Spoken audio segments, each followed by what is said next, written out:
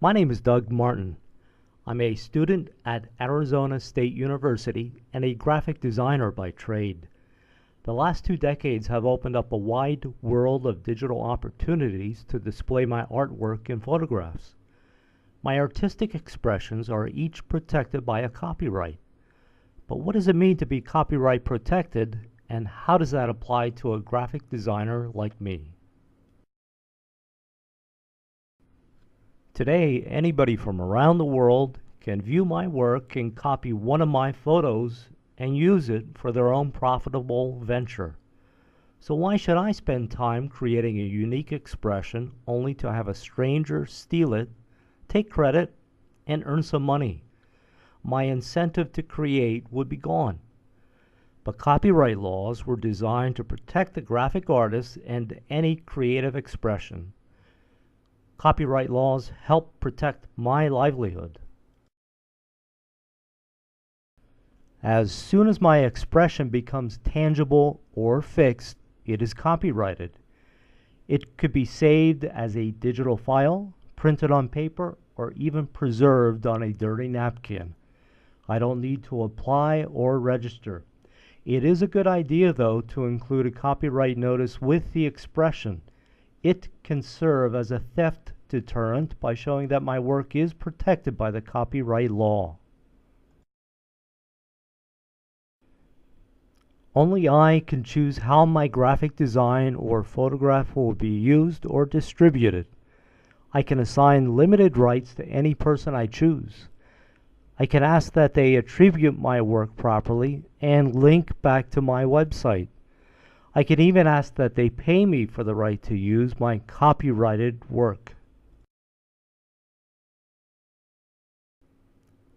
Using another artist's work without first asking permission is called copyright infringement. Copyright laws stipulate that I get permission from the copyright holder before I use a photo from the internet. If I work as an independent contractor and have signed a work-made-for-hire agreement, my employer would own the copyright for any work that I produced. Any employer who pays my wage and supplies my working space would own the copyrights. That's a work-made-for-hire scenario. As an independent contractor, though, I would sign an agreement specifying that any work created for the contracted job was owned by the employer. That also is a work-made-for-hire. What if I have a tight deadline and I need a photograph of some succulent blueberries? There must be thousands of suitable photos online, but it's usually difficult to tell who the copyright holder is. What if there was a bank of blueberry photos where permission for limited use has already been granted? Well, there is such a place, and it is called Creative Commons. Creative Commons works with the copyright holder. They usually only ask for proper attribution and possibly a link back to their website. But why would a copyright holder let other people use their work? Well, it's a way they can get free publicity, for one thing, especially with the assurance of a proper attribution being provided by the user. In the future, I hope to share some of my work on Creative Commons. The digital world has opened up many using and sharing avenues of opportunity and potential for today's digital and print graphic artists. Copyright laws and various using and sharing agreements have heightened the creative and graphic design possibilities.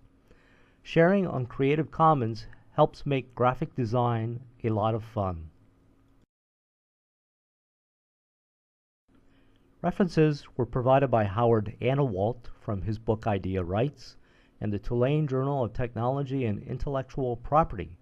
The U.S. Copyright Office's documents, including Circular 1, Copyright Basics, and Circular 9, Works Made for Hire, were cited. The blueberry photograph is by Jim Clark from Wikimedia Commons, and I provided all the other photos. Thank you for watching.